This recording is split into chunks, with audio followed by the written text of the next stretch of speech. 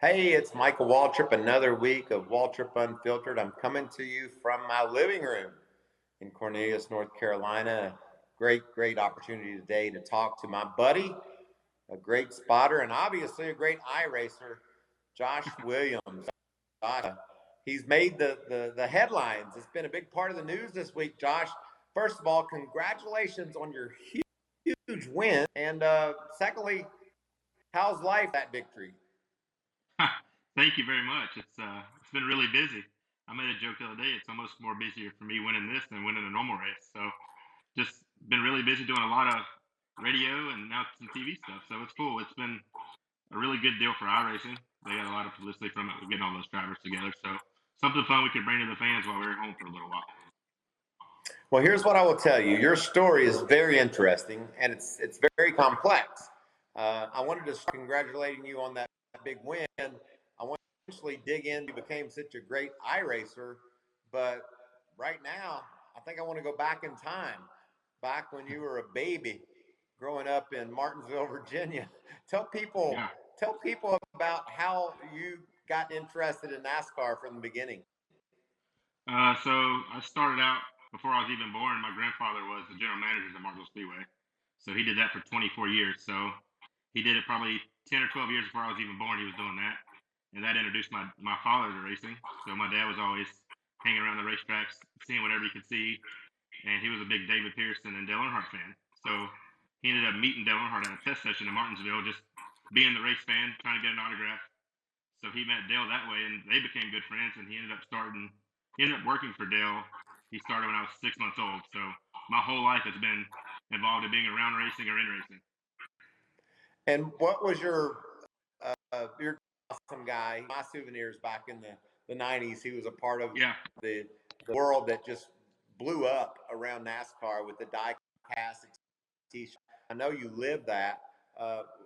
When was the first time you noticed a Dale Earnhardt T-shirt, or you said that Dale Earnhardt guy is pretty cool? I was the little kid selling the postcards out the back door for 25 cents that I shouldn't have been doing. That's what I was doing. So my whole life I was used to Dale Earnhardt T-shirts. I'd wear Dale Earnhardt T-shirts everywhere. That was my clothes wearing to school Monday through Friday. So my whole life I've been around it. I didn't appreciate or understand how big Dale was being that little until I started growing up, which was in his later years the way it turned out. But my whole life I've been around it. And it's a lot of fun to grow up that way because every weekend I was traveling to a race with my grandparents just to be at a racetrack to see my family. And you probably have one of the best souvenir collections in all of NASCAR, right? With all the years your father spent working with Dale and you being around Dale, you've got some nice stuff, I bet. Absolutely. I got Earnhardt stuff since before I was born. I have some of my dad's toys when he was growing up. I have Martinsville Speedway stuff that they never made that my grandfather had. And then over the years since I've been spotting and been in the racing, I've tried to get something from everybody I've worked with. So I love collecting it. Would never sell a piece of it, but I just love having it all and collecting it. And it's always a good story when somebody comes to visit. Well, I'll tell you this. What are you, 30 years old? 31. Yeah, I'm a good guesser of age. I could also guess your weight if you'd like me to. Yeah, we're good. So here's what I'm going to guess that if you could take some photos around your house, our viewers would love to see them. I've seen a little bit on Twitter. You're Josh Six Williams. Is that you? I'm Josh T. Williams. I'm not the real racer. I'm not the Xfinity extraordinaire Josh Williams. I'm just a spotter, Josh T. Williams. So let's give a shout out. Let's give a shout out to Josh Six Williams. He's a good dude too. He is. He's had a busy week on Twitter answering iRacing questions. Yeah. So have y'all talked about that? The fact that for you viewers that are watching and listening to me and my buddy Josh, I have another buddy Josh, and Josh Williams is you're a virtual. He's an actual race car driver. He races in the Xfinity Series. He's a great dude. Josh Williams puts his car through inspection. He measures the chassis heights. He does so.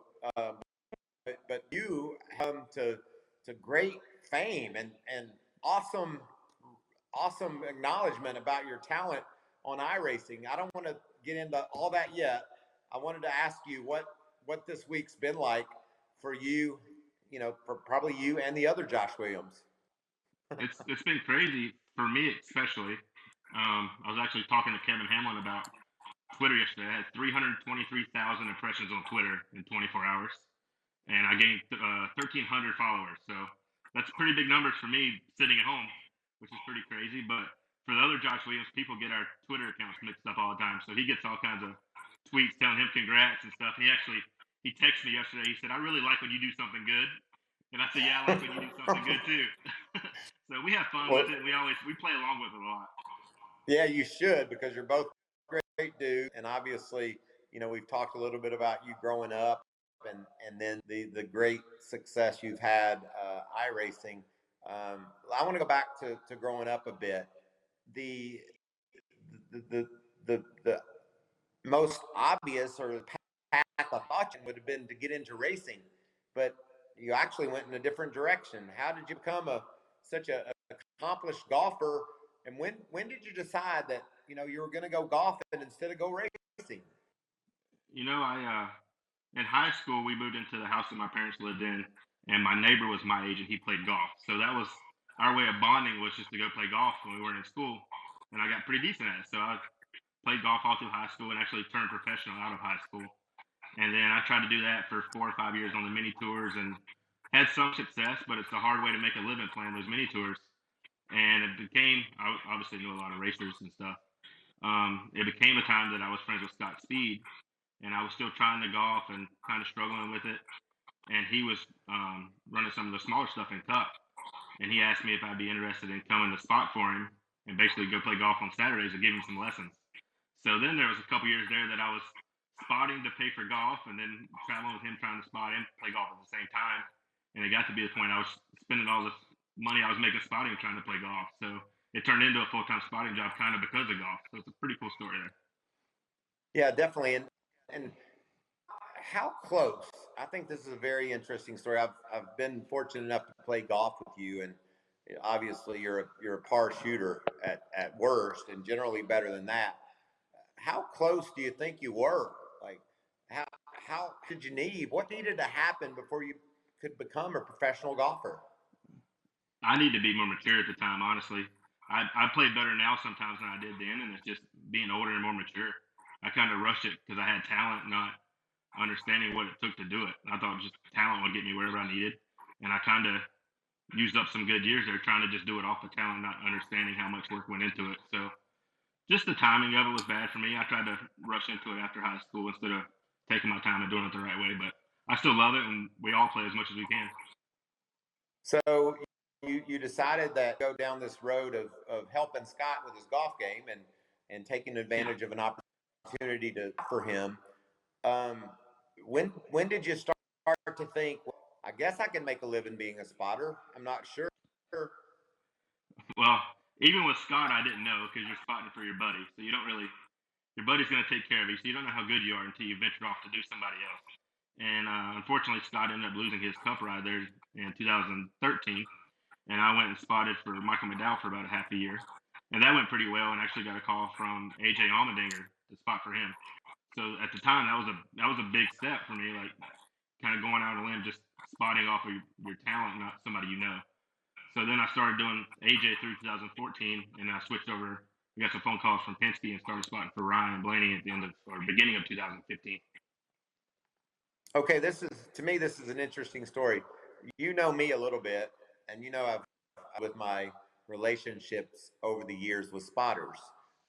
Yeah. I I couldn't ever really seem to get down with them a bit. When when did how did how did you become so like that? That's interesting to me. You were a golfer, and now you're going to be a spotter. How did you develop? I know you've seen racing since you've been on the earth, so you know where the cars are supposed to go. But how Yeah. did you adapt from being a fan, being a golfer, to being a top NASCAR spotter? I think a lot of it to me was I grew up listening to it since I was a year old. Since I could hear, I was listening to a spotter. So a lot of it to me was kind of understanding the lingo of it and listening to Dale Senior through all those years. You kind of learned what to do and what not to do because he would tell you if it was wrong.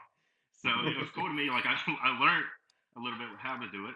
Like never did it, but then with Scott, he was really patient with me to teach me every week. We would get home and he would try to teach me what to do and how to learn stuff. And he was really instrumental in me learning just how to spot.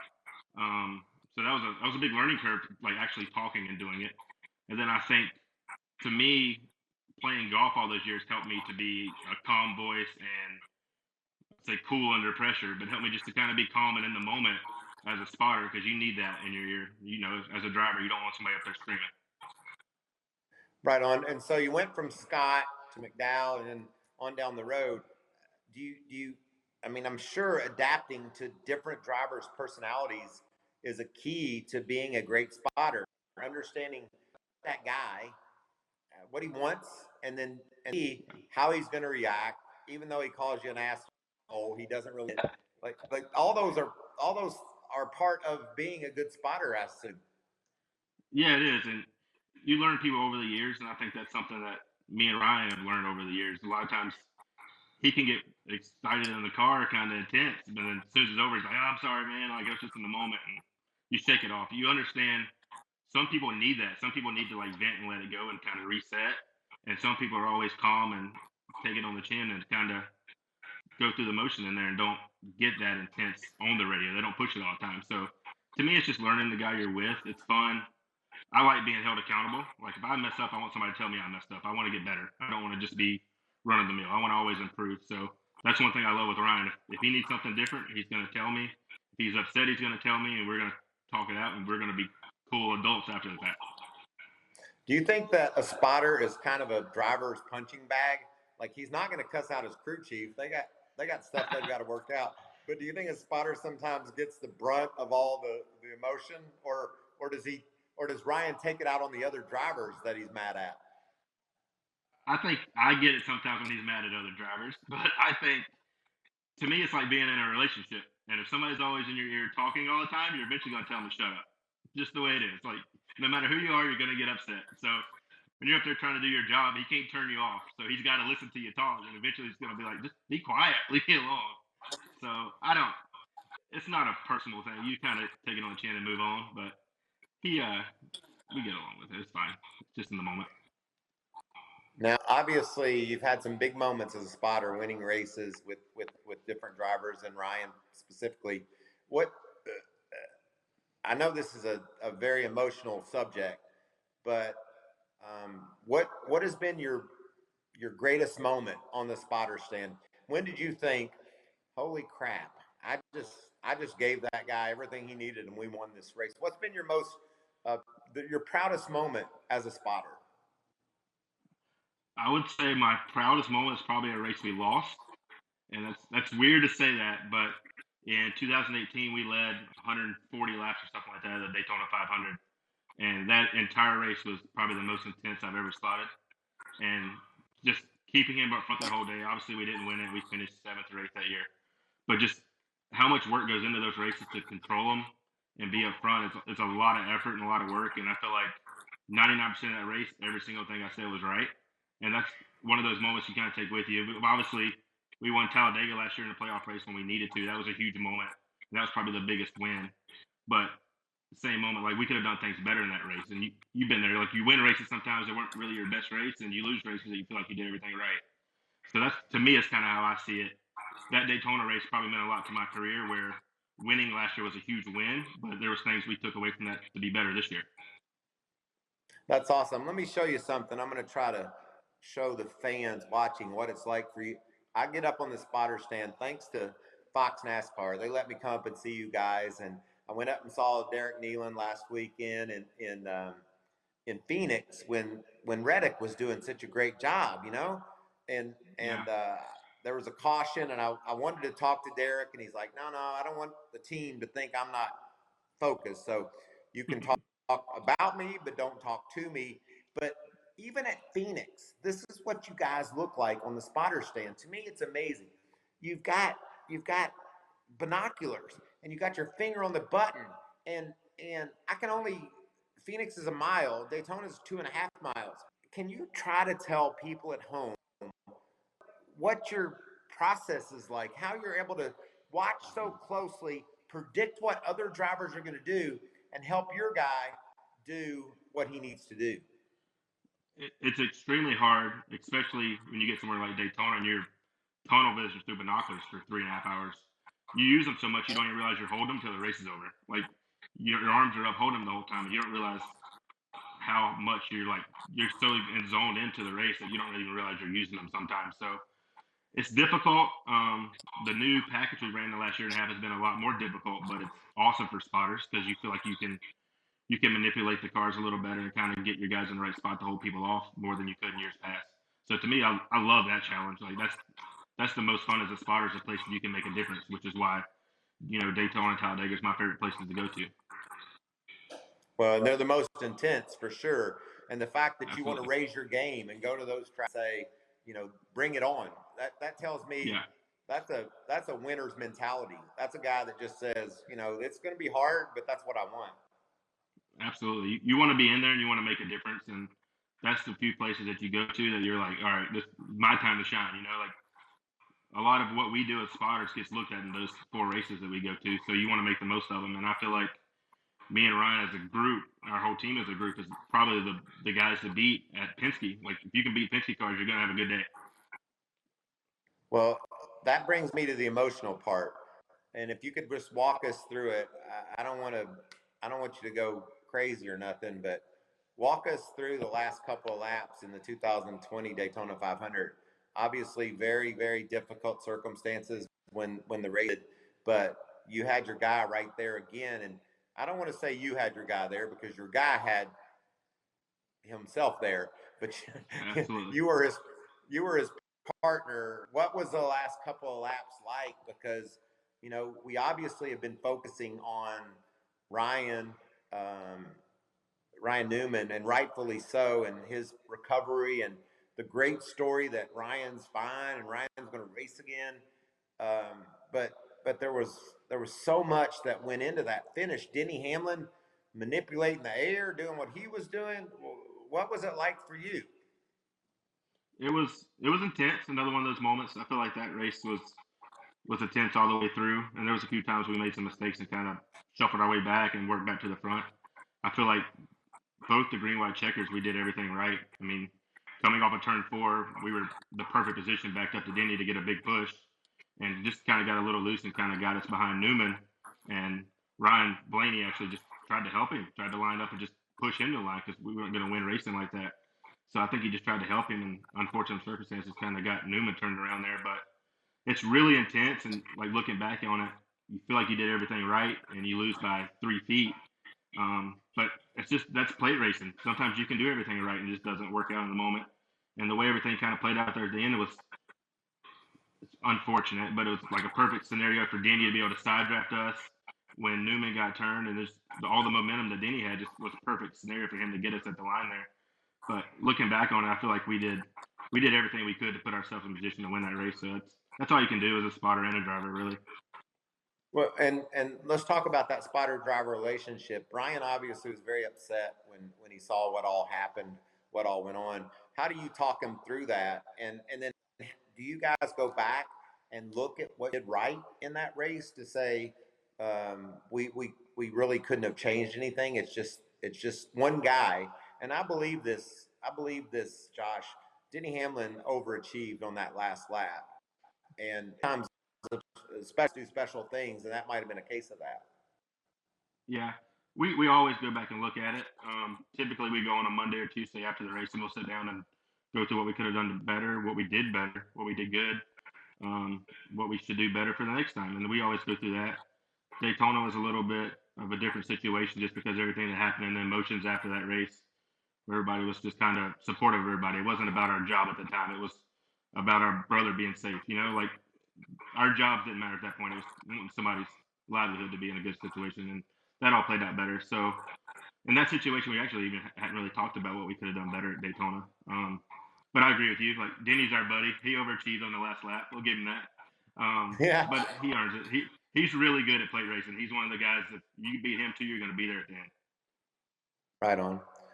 All right, we've covered the spotter angle a lot. I know it's difficult for you to be at home, not on the road. Your livelihoods, going to the races, and we all expect to be there. But this this this this moment in time that we're living in with coronavirus.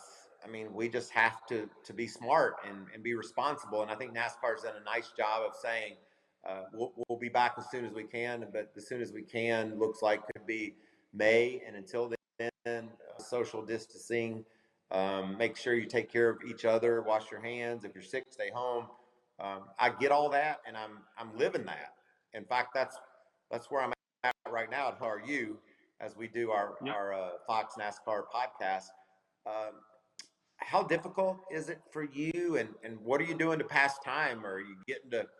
I think we can play golf as long as we ride separate carts or walk or something. But what's going on in your world right now?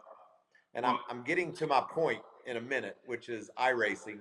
But other than iRacing, what's going on in Josh's world?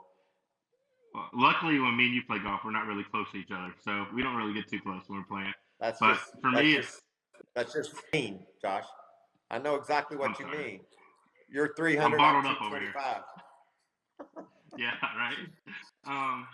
Me, a lot of iRacing and trying to study for races, so when we do come back, we're ready to go. Like it's kind of it's a point for me that you can get better at what we've done so far in the year and build on that. We've had a good start to the year, so to me, it's just trying to build on that. Like I want to take everything as a positive and make the most out of it. And I think it's going to be really, really exciting when we get started back because it's going to be a lot of racing and you're going to have a lot of guys amped up, ready to go. So to me, it's being ready to go for that. And then other than that, iRacing like I would do on a normal Tuesday or Wednesday night with my buddies and having fun with that, and maybe a little golf every once in a while when I get invited. Right on. Well, you had a big win Sunday. The replacements 100, and you had to hold off William Byron. There were many Cup stars in the field. People might just watch that race or hear about it and think, Josh stepped up and won that race. But you mentioned it. There's a whole lot that goes on behind the scenes of you guys, and I've been able to see distance and watch some of my buddies race as well. But iRacing is intense, and that race Sunday was a huge moment, I think, for you, but also for iRacing because there's more people talking about it than ever. It's been really busy, and it's been a nonstop situation since we finished racing Sunday. And I think it's just iRacing is a great tool. It's a great place to have a community get together and race. Me and William, we raced a bunch on there, which kind of showed in the race that we were the fastest too. We raced a couple nights a week. Me and him were on there together for a few hours. So it's really good for iRacing to kind of have some kind of competition and competitive vibe going on while we're going through everything. And it's good to get all the drivers involved. A lot of those guys have iRacing accounts but don't race in many races. Just kind of use it as a test session to get on there and practice. So it was really cool to get everybody involved, and obviously it was really cool for me to get the win and get a little bragging rights for a little while. Oh, it was huge. A lot of people are talking about it. I want to step back though. We talk about iRacing. Say you're just a fan casually listening to Waltrip Unfiltered. iRacing, what's it stand for? What goes into it? Can anyone do it? You get so good at it. Give me some of the background and details of iRacing in general. So iRacing used to be Papyrus, which was the NASCAR games in the early 2000s. It's basically an online simulator. Anybody can go in there, create an account. I think it costs $15 a month. You go in there, create an account, download the tracks and the cars, and get to racing. You don't need much. You can get an average PC or an average laptop and $150 wheel and pedals, and you're ready to go racing in a couple hours. So it's a good way to just get on there and compete. There's over 100,000 members, and at any given time, there's probably 4,000 or 5,000 people on there racing. And you can race anything from all the NASCAR cars to sprint cars, all the dirt stuff, V8 supercars, F1 cars, Indy cars, stadium trucks. They have those on there now. There's any kind of car vehicle you can think about driving pretty much is on there. And all the tracks are laser scanned. So they actually go to all these tracks and scan them with surveying equipment, basically, and all the tracks are identical. So I know one big thing they just did was scan North Wilkesboro back in December. So that'll be coming out before long. So a lot of cool places like that, kind of keeping the history and heritage going of places being able to race them. And it's cool for me because I can get on there and run a V8 supercar at some track overseas and run a place that I would never go or never get to see, and kind of get a feel for what that car is, because they're all different. Well, and I think that's a great point, Josh, because you appreciate what the view from the driver's seat is on iRacing, because you're up above all these racetracks watching these guys race. And my experience with iRacing is when I get in a car and go for a ride, I'm like, holy shit, this looks just like Charlotte Motor Speedway, the grandstands, everything. That's got to be pretty cool for you to be able to have view that you wouldn't have if it weren't for iRacing. It's really cool, and you kind of can get the sense of where people are at, like what people are getting affected by the air, because there's aero on there. So you kind of, me and William racing today with me blocking his air a little bit. So you get a feel for that and kind of understand what Ryan's trying to do in the car and what I need to maybe help with every once in a while. So it's a really good tool. There's things you can take from it to go to real life, and there's some things that everything's virtually made on there. So there's some things that kind of can be better, but it's a great way to learn and get the sense of what is going on inside of a car that you can't get really off of TV or just watch it from a camera. It's really a cool view.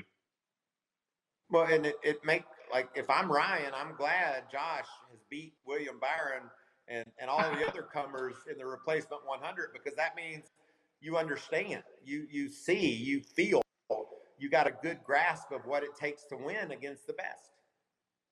Yeah, I think it helps a little bit just to kind of understand the difference in like taking care of a tire or something like that through the game. I wouldn't put a whole lot of stock in beating William, because I'm sure if we go to the go-kart track right now, he's going to beat me.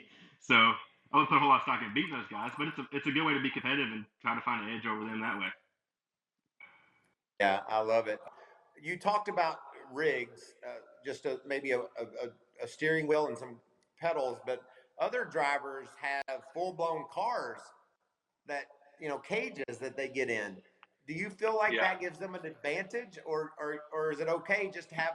Because I love Ty Majeski. He's such a good racer, great racer, good kid, really positive attitude. He's done some great things in the trucks.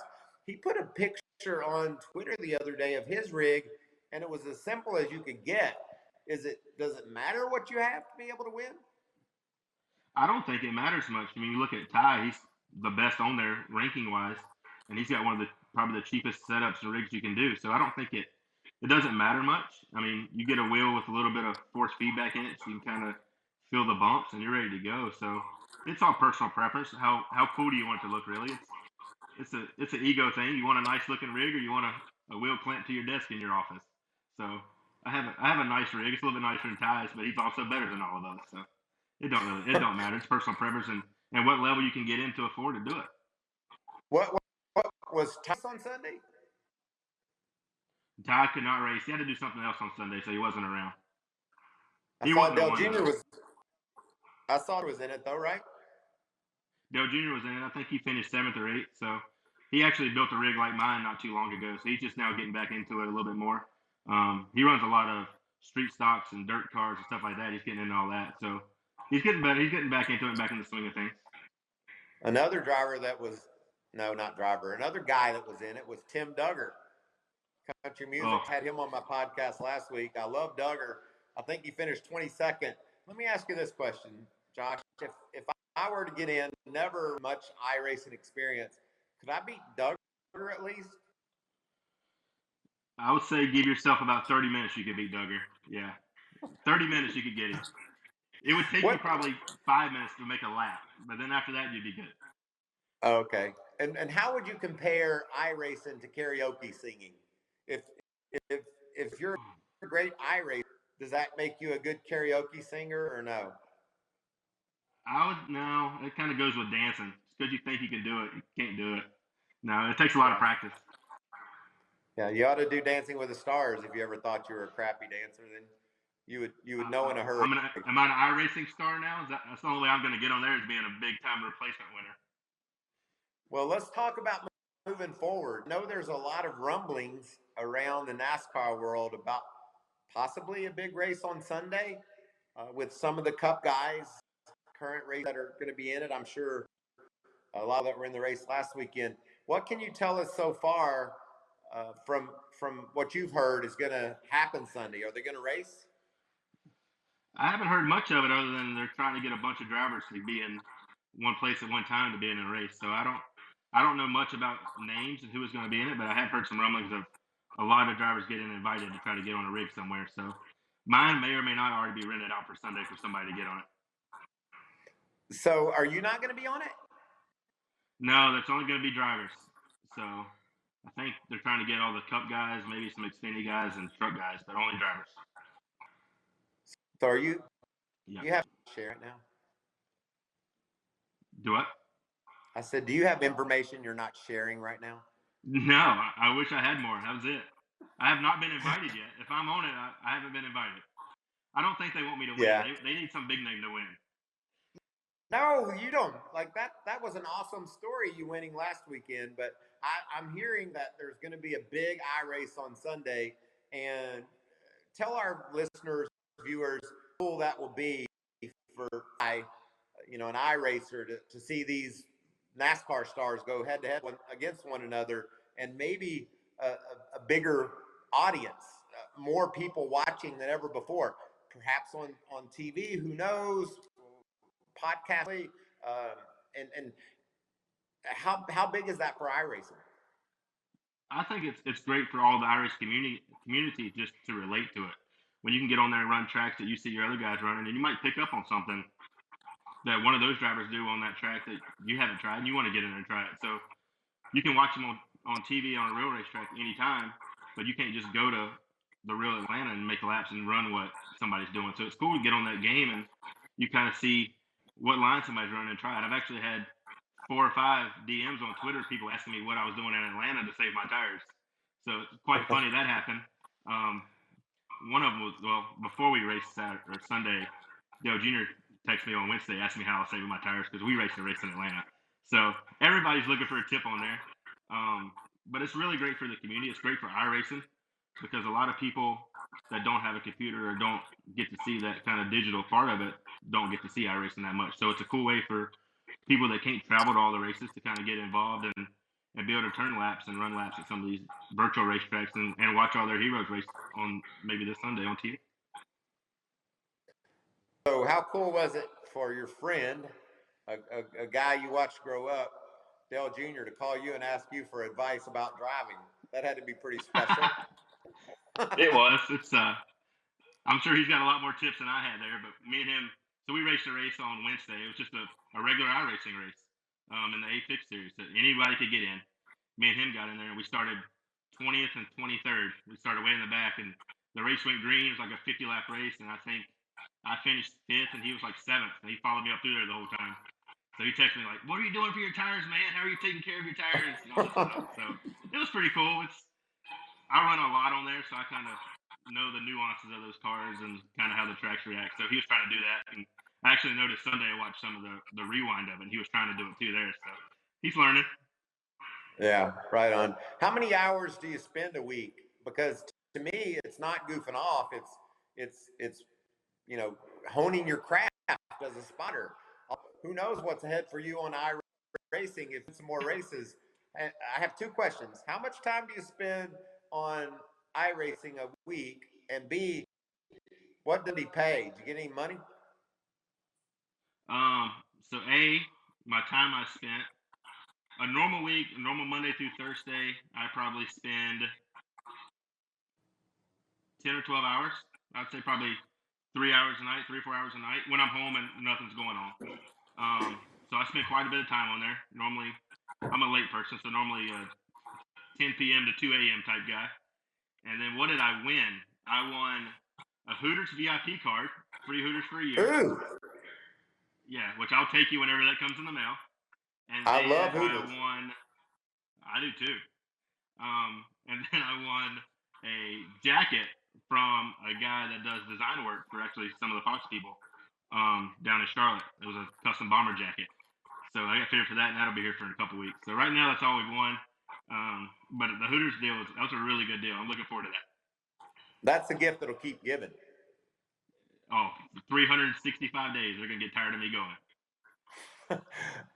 So me, Regan, all the Jeff Gordon plus folks that are on the Fox team, we want want to see more, and we want to see how those guys race against each other, and we certainly want a guy like you to be a part of that because you're so into the sport. You were born in NASCAR, and now you've made a career of it after trying to be a golfer. I think your story is very interesting, and I really appreciate. And I want to tell a story about your golfing, but I just want to tell you how much I appreciate who you are and how you conduct yourself and what you've been able to accomplish in our sport.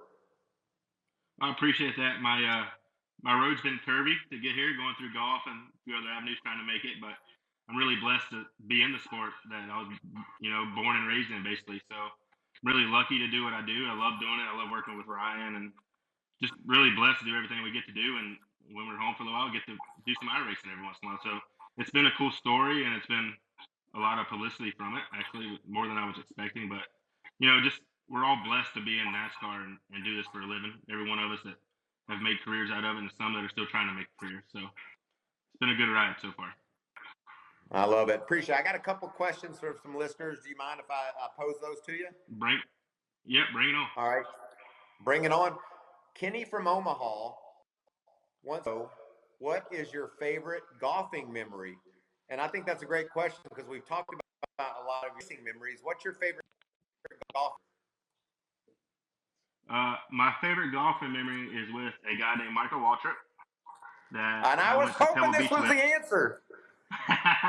Has to be, I know exactly where you're going.